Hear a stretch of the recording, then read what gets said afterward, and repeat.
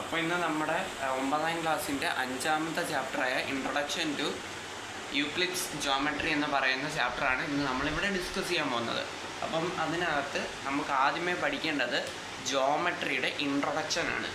അപ്പം ജോമെട്രി എന്ന് പറയുന്ന വേർഡ് ഡിസ്കവേർഡ് ചെയ്തത് ഒരു ഗ്രീക്ക് വേർഡ്സിൽ നിന്നാണ്.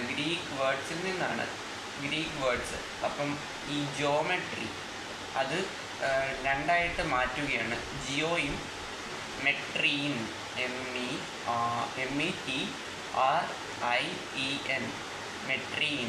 എങ്ങനെ രണ്ട് വേർഡ്സായിട്ട് നമ്മൾ ഇതിനെ ടൈപ്പ് 1 ടൈപ്പ് 2 ആയിട്ട് ഡിസ്കവേർഡ് ചെയ്തിരിക്കുന്നു. ഈ ജിയോ എന്ന് പറയുന്നത് ഗ്രീക്ക് വേർഡാണ്. ആ ജിയോ എന്ന് പറയുന്ന ഗ്രീക്ക് വേർഡിൻ്റെ മീനിങ് എർത്ത് എന്നും മെട്രീൻ എന്ന് പറയുന്നത് മെഷേഴ്സുമാണ്. അപ്പോൾ ഇത് രണ്ടും കൂടെ നമ്മൾ ഒന്ന് കൂട്ടി വായിക്കുമ്പോൾ നമുക്ക് എന്താണ്? ജിയോമെട്രി എന്ന് പറയുന്നത് എർത്തിൻ്റെ മെഷേഴ്സാണ്. എർത്തിൻ്റെ മെഷേഴ്സിനെ പറയുന്നതാണ് ജിയോമെട്രി എന്ന് വെച്ചാൽ. അപ്പോൾ ഇനി നമുക്ക് ജോമെട്രിയുടെ ഡെഫിനിഷൻസിനെ പറ്റി പറയുകയാണെങ്കിൽ, ജോമെട്രി എന്ന് പറയുന്നത് it's A branch of mathematics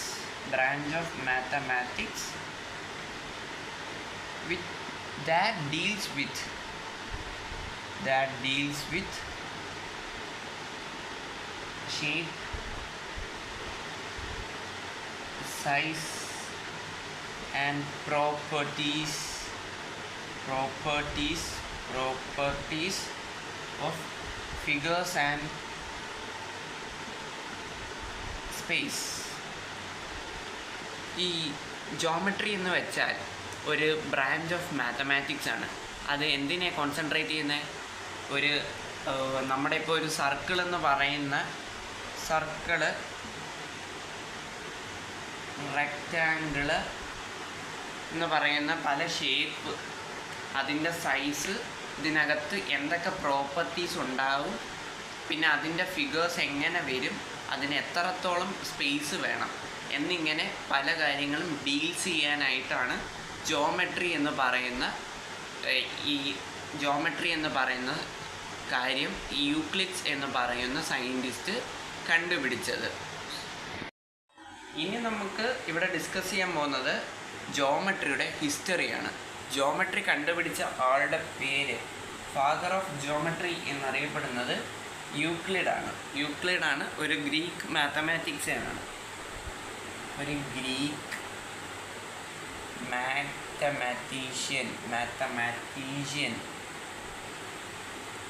മാത്തമാറ്റീഷ്യനാണ് Euclid. ഇനി നമുക്ക് ഈ യൂക്ലിഡിൻ്റെ ഒരു ബുക്കുണ്ട്, ഫേമസ് ബുക്കായ ബുക്കിൻ്റെ പേര് എന്ന് പറയുന്നത് elements.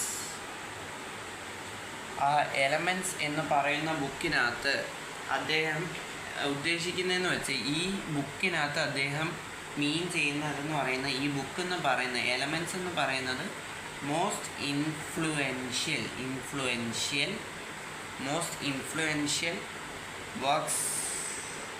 influential works in the history of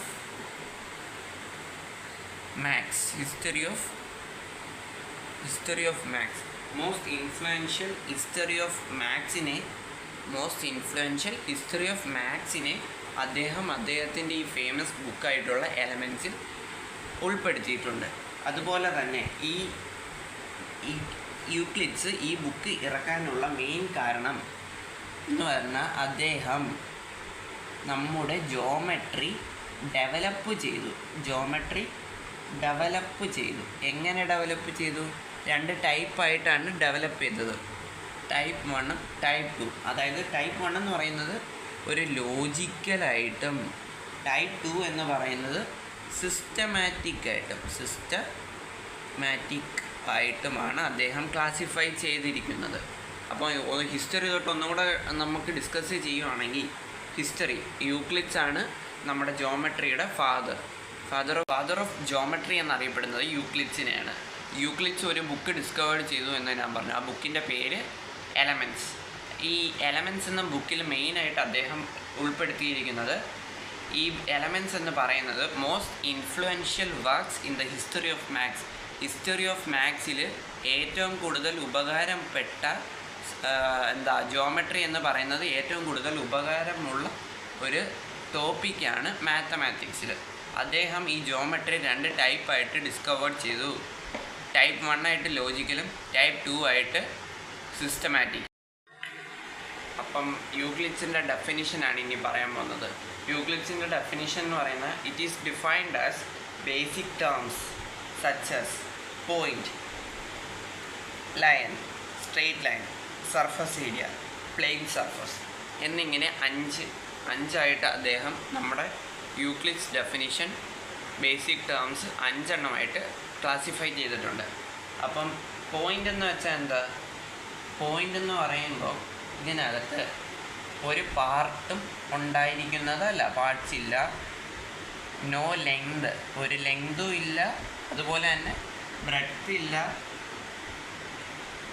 ഇല്ല, പിന്നെ തിക്നെസ് ഇത്രയും സംഭവങ്ങൾ ഒന്നും അതിൽ ഉൾപ്പെടുത്തുന്നതല്ല. പോയിൻ്റ് എന്ന് പറയുന്നത് നമ്മൾ ദാണ്ട ഈ ഒരു കുത്തിവിടെ ഇട്ടു, അതാണ് പോയിൻ്റ്. ഇവിടെ ഒരു കുത്തിട്ടു, അതാണ് അടുത്തൊരു പോയിൻ്റ്. ആ പോയിൻറ്റിന് ഒരു പാർട്ടില്ല, ഒരു ലൈൻ വെച്ച് ജോയിൻ ആയിട്ടില്ല. തിക്നെസ് എന്ന് പറയുന്ന സംഭവം അവിടെ ഇല്ല. ലൈൻ ഉണ്ടെങ്കിലേ ഇവിടെ ലെങ്തും ബ്രെഡ്ത്തും ഒക്കെ നമുക്ക് കാൽക്കുലേറ്റ് ചെയ്യാൻ പറ്റും. ഇതൊന്നും അവിടെ ഇല്ല. ഇനി അടുത്ത രണ്ടാമത്തത് ലൈൻസ് എന്ന് പറയുന്നത്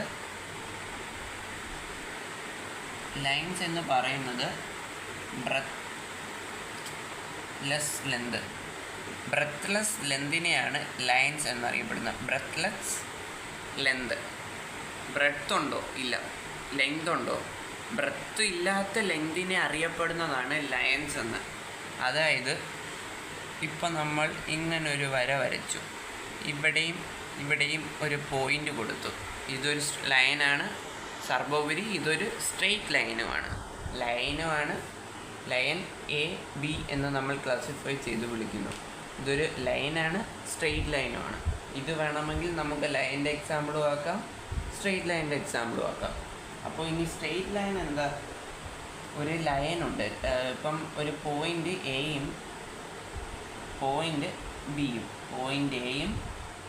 ബിയും കൂടെ ജോയിൻ ചെയ്യുന്നതാണ് ഒരു സ്ട്രെയിറ്റ് ലൈൻ. അപ്പം എന്ന് പറയുന്നത് ഇതിനകത്തൂടെ ഒരു എയും ബിയും നമ്മൾ എടുത്താൽ അത് വെച്ച് നമുക്കൊരു ലൈൻ ഉണ്ടാവണം. അതാണ് സ്ട്രെയിറ്റ് ലൈൻ. ഒരു സ്ട്രെയിറ്റ് ലൈൻ എയും ബിയും വെച്ച് ഉണ്ടാവണം, അതാണ് ഒരു സ്ട്രെയിറ്റ് ലൈൻ.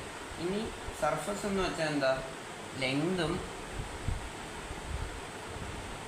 ബ്രെഡ്ത്തും മാത്രം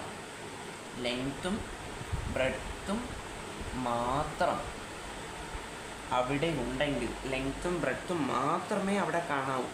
വേറെ തിക്നെസ്സോ ബ്രെത്ത്ലെസ് ലെങ്തോ ഒന്നും അവിടെ കാണരുത്. ലെങ്ത്തും ബ്രെഡ്ത്തും മാത്രം. ഓക്കെ, അതാണ് ഒരു സർഫസ് എന്ന് വെച്ചാൽ. ഇനി ഒരു പ്ലെയിൻ സർഫസ് എന്ന് വെച്ചാൽ എന്താ? പ്ലെയിൻ സർഫസ് എന്ന് വെച്ചാൽ ഒരു സർഫസ് ഉണ്ടായിരിക്കണം. ആദ്യമേ ഒരു സർഫസ് ഉണ്ടായിരിക്കണം. സർഫസ് എന്ന് വെച്ചാൽ ലെങ്ത്തും ബ്രെഡ്ത്തുമുള്ള പോയിൻറ്റ്സിനെ അറിയപ്പെടുന്നതാണ് ഒരു സർഫസ്. ആ surface which lies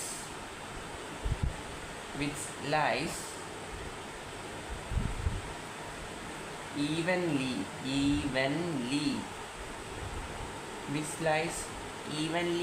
with the straight line, straight lines on itself. ഒരു സ്ട്രെയിറ്റ് ലൈൻ, നമ്മളിവിടെ പറഞ്ഞ ഒരു സ്ട്രെയിറ്റ് ലൈൻ, ഇവിടെ നടുക്കൊരു പോയിൻ്റ് കൊടുത്തു, സി എന്ന് വിളിച്ചു. ഈ ലൈൻ വരച്ചേക്കുന്നത് ഒരു പോയിൻ്റാണ്. അവിടെ നടുക്ക് അല്ലെങ്കിൽ മിഡിലായിട്ട് നമ്മളൊരു പോയിൻ്റ് കൊടുത്തു, അതിനെ സി എന്ന് വിളിച്ചു. അവിടെ നമ്മൾക്ക് ഈ സർഫസിൽ ഒരു ലൈൻ, സ്ട്രെയിറ്റ് ലൈനിൻ്റെ ഒരു സർഫസിൽ അതിനകത്ത്, ആ സ്ട്രെയിറ്റ് ലൈനിനകത്ത് നമുക്ക് എന്തെങ്കിലും പോയിൻ്റ് ആഡ് ചെയ്യാൻ പറ്റുമെന്നുണ്ടെങ്കിൽ അതിനെ നമ്മളൊരു പ്ലെയിൻ സർഫസ് എന്ന് വിളിക്കുന്നു. Thank you.